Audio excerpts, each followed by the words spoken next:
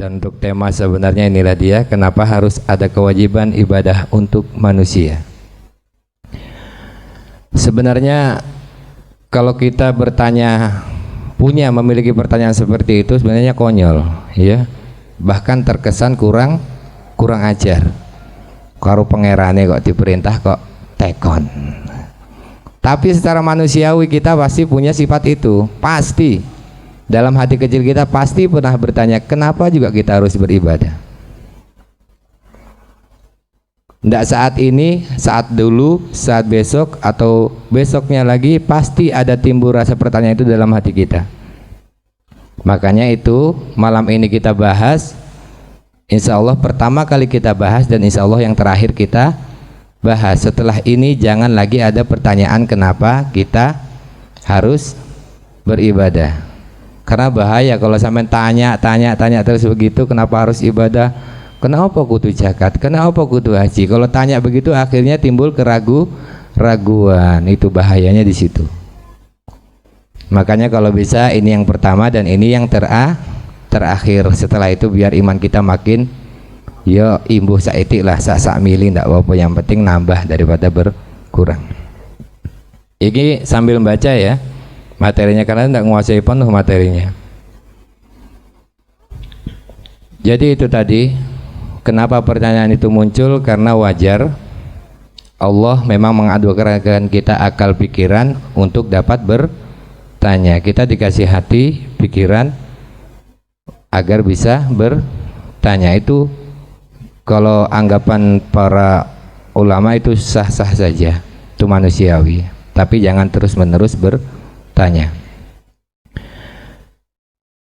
Mengutip ucapan dari Syekh Ibnu Athaillah, mencoba menjawab kenapa Allah mewajibkan ibadah kepada manusia di dalam kitab Al-Hikam. Kalau bunyinya saya tidak bisa baca, kalau kitab gundul begini Gus Dopar itu yang bisa baca ya. Kalau saya artinya aja langsung ya, nggak apa-apa ya.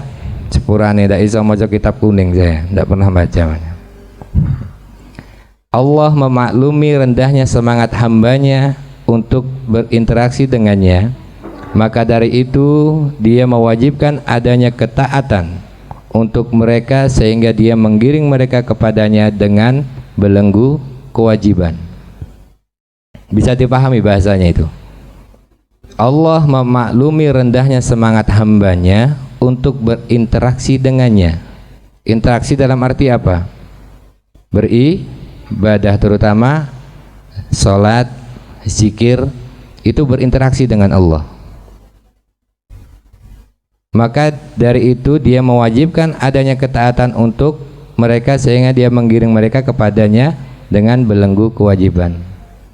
Lek ndak diwajib nih, orang yang wajib aja kadang hilang, apalagi tidak diwajibkan.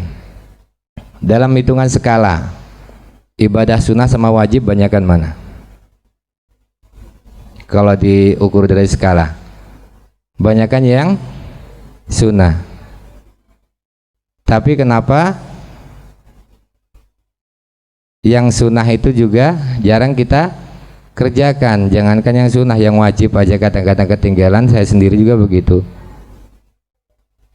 Itu makanya itu diwajibkan saja masih bisa ketinggalan. Itu salah satu sebabnya kenapa adanya kewajiban ibadah untuk manusia.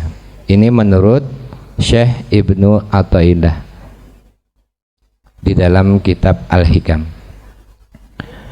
Menerangkan hikmah ini, Syekh Syarqawi mengatakan bahwa manusia cukup berat untuk melakukan ibadah serta sukarela, melakukan ibadah secara sukarela dan berdasarkan inisiatif sendiri, karena kelemahan, kemauan dan kemalasan merupakan watak pembawaan manusia. Nah, ini yang menurut Syekh Syarqawi, kenapa ibadah itu diwajibkan untuk manusia. Menurut Syekh Syarqawi, karena manusia itu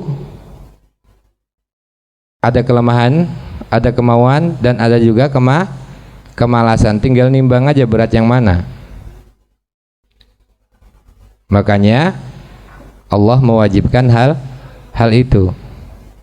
Ya tadi kayak tadi, diwajibkan aja kadang kita lalai, apalagi tidak diwajibkan. Allah memaklumi rendahnya semangat hambanya. Ini juga dalam kutipan kitab Al-Hikam juz 2 halaman 31 Al-Haramin ya. Gus. Allah memaklumi rendahnya semangat hambanya untuk berinteraksi dengannya, maksudnya untuk menghadapnya melalui ibadah dan menunaikan hak ketuhanan lainnya secara sukarela karena adanya kelemahan semangat dan adanya kemalasan di hati diri mereka, di dalam diri mereka. Jadi maksud perkataan Syekh Syarqawi ini, kalau kita tafsirkan, kalau kita maknai, untuk semangat kita berinteraksi, untuk semangat kita beribadah kepada Allah, ya, tanpa diembel-embeli kewajiban, kadang kita itu malas. Makanya diberi kewajiban, akhirnya kita takut akhirnya mengerjakan akhirnya terbiasa. Nah, dari situlah keikhlasan itu muncul. Makanya kalau dalam bahasa Jawa itu kan jalaran tresno witing tresno jalaran soko ngelibet. Ya, oleh ngelibet akhirnya seneng kan? Ya begitu, pokoknya ngelibet di Jamiah Ngopi Teras ini akhir-akhirnya seneng. Kawitannya kan ya mencibir opo kayak. Tapi kalau sudah sering ke sini, insya Allah ketagihan. Insya Allah susah untuk keluar, mudah-mudahan aja. Kemudian selanjutnya, dari pembawaan manusia tersebut, Allah memutuskan kewajiban ibadah bagi para hambanya, sehingga dengan sejenis paksaan untuk manusia dapat berkhidmah. Berkhidmah itu diartikan mengabdi. Di dalam Hikam juz 2 ayat halaman 31, maka dari itu dia mewajibkan adanya ketaatan untuk mereka. Allah mewajibkan ibadah itu secara paksa untuk mereka dan dia menakuti mereka dengan ancaman masuk neraka. Dan dia menakuti mereka dengan ancaman masuk neraka jika mereka tidak melaksanakan kewajiban tersebut, sehingga dia menggiring mereka kepadanya untuk menghadapnya melalui ketaatan dengan belenggu kewajiban.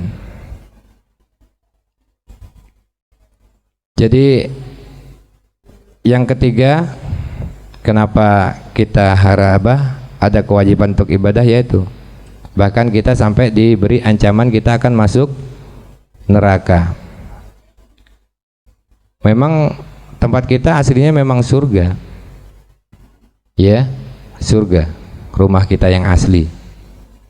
Makanya kita dibekali ilmu-ilmu agama itu sebagai jalan untuk mencari bekal kembali pulang ke surga.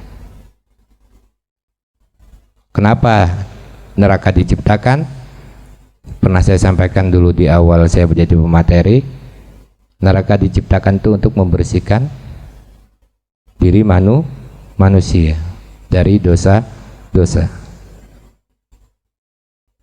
Allah memberikan itu semua bukan tiada gunanya, sepasti semua ada gunanya. Neraka pun pasti ada gunanya. Allah tidak pernah menciptakan barang yang sia-sia di dunia ini maupun di akhirat nanti. Kemudian selanjutnya Syekh Syarqawi mengatakan bahwa kewajiban ibadah itu seakan belenggu yang menggiring paksa tawanan untuk melakukan sesuatu yang manfaatnya di kemudian hari berpulang kepada mereka sendiri.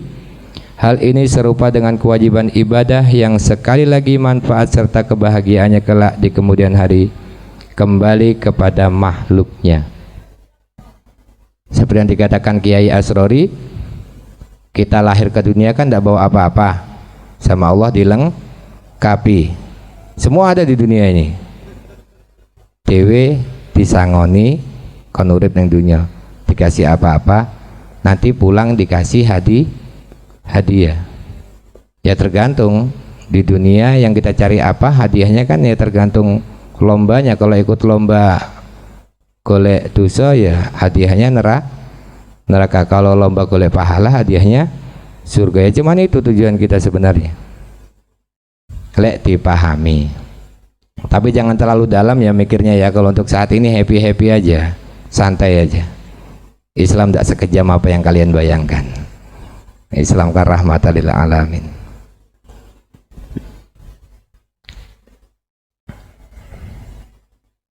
Jadi pendapat selanjutnya ini tadi, kenapa harus ada kewajiban ibadah untuk manusia? Karena manusia di akhirat butuh biaya, maksudnya butuh pahala, butuh sangu.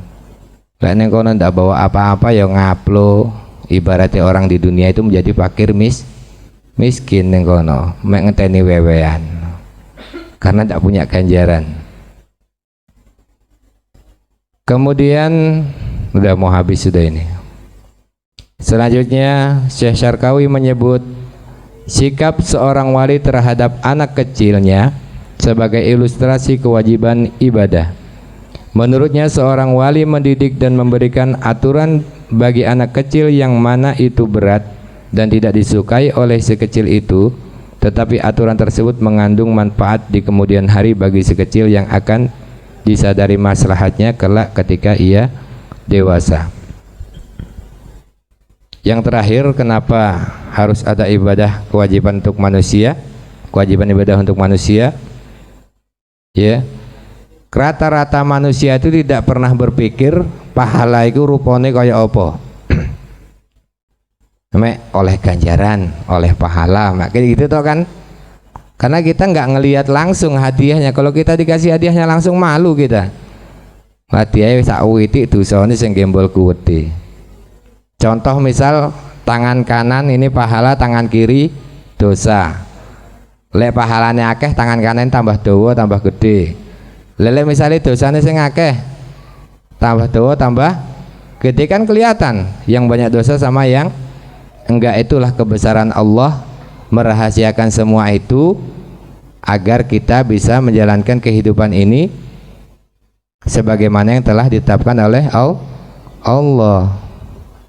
Jadi itu sebabnya kenapa harus ada kewajiban ibadah untuk manusia, karena kebanyakan manusia itu nggak percaya adanya ganjaran, nggak percaya adanya dosa. Yang kita lihat di dunia ini, yang kita lihat di mata kita aja. Kita pernah bayangkan nggak kita kalau sudah dikebumikan?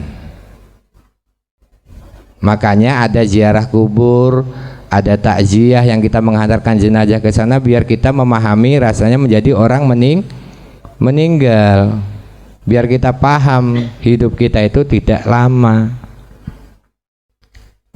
Kalau Mas Aldi bilang sakder mau mampir ngombe Mas Aldi ya. Iya kopi ini ndang-ndang. Materinya sudah habis, kopinya belum jadi.